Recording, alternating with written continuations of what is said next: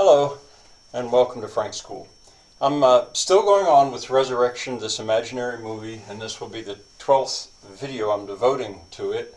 And I've got them on a playlist. I've got the playlist up to date, so you know if somebody really got interested, they could go right through them to see what I'm talking about here.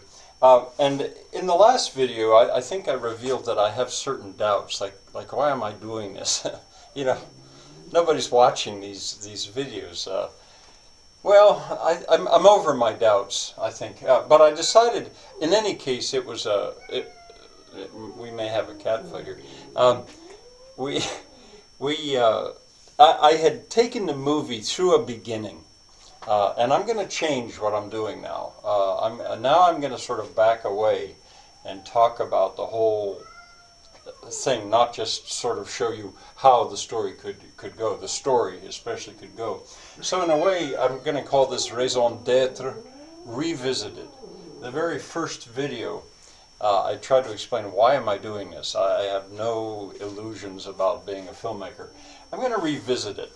I have decided since then that the need for this movie it's great and it's immediate. It's needed now, from my perspective, and you know it was needed 50 years ago, but I don't know. Well, in any case, it didn't happen, and it's needed now.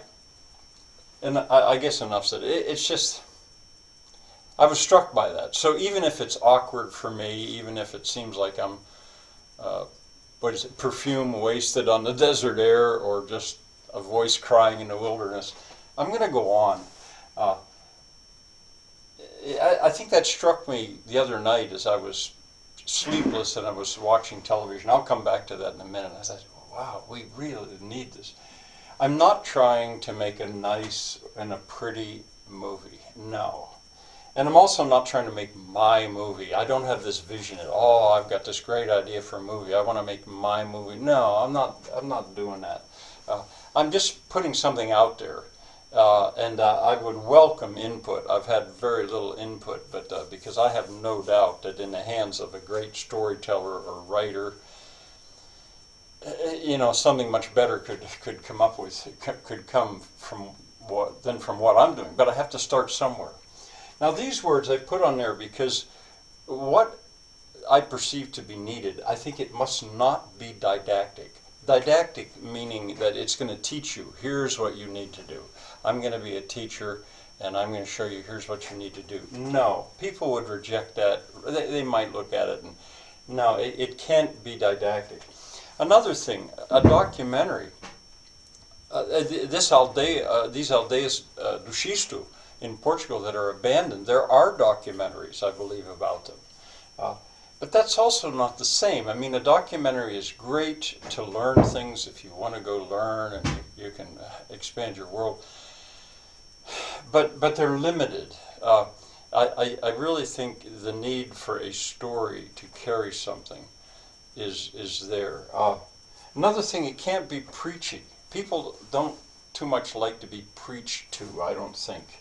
Unless it's something that they maybe already believe in, and then they like the preaching. So these are things that had to be avoided, and I could do that. You know, I could teach what I'm thinking. I suppose, given money, I could certainly do a documentary. Yes, I could do that. Yeah, and I could preach, but those would not work. You need, for my purposes. All right. Well, all right. Here, what I mean by this is, I think lots of people are recognizing, they accept these huge problems that are currently in the world, largely man-made. I recently saw, I think for the 9th year in a row, the oceans have gotten higher or warmer, faster than, and yet there's still people around that say, no, they don't believe that stuff. But the thing is, they don't have a solution to believe in. Stop doing what we're doing, maybe. Well, yeah, but then what?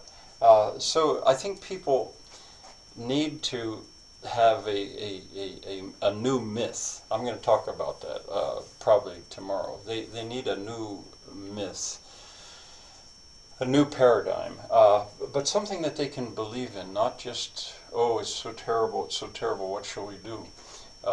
And so they do nothing. I so often think of the yuppies.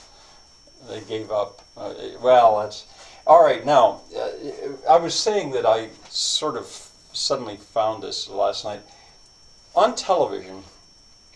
You know, in the middle of the night, I'm watching. I can't sleep, so I'm trying to watch something, and the sound on television. You know, documentaries. I love to watch documentaries because I like to learn. But there is so often a sound. Call it music if you want. There's a soundtrack in the background, and it's not artistically made. It's just computer generated. I mean, it's just somebody does turn the dials and put it all together, but there's always this sound there, which has a beat to it. And you know, I question why do they have to have that there? Why can't you just explain what you're saying or show? Why do you always have to have that sound? Now it interferes with me because I have some trouble understanding the words when there's always that soundtrack there.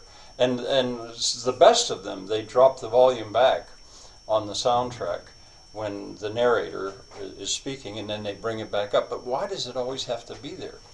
And as I say, not artistically done. And you know, in my desperation to find something to watch where I didn't have to be listening to that sound, you know, I was looking to everything else.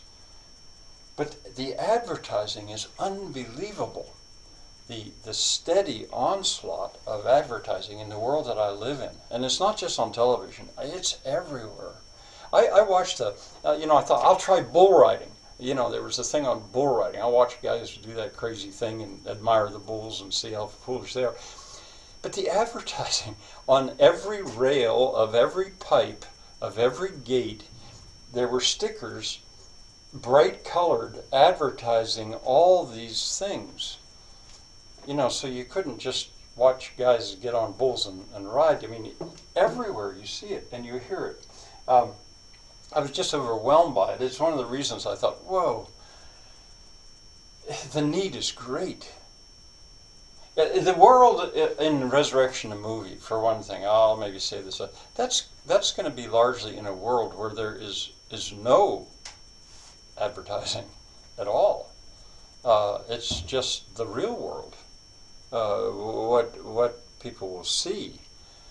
And there will be a soundtrack, although I think it could be, you could probably turn the soundtrack off and just watch it, and then it would be a silent movie.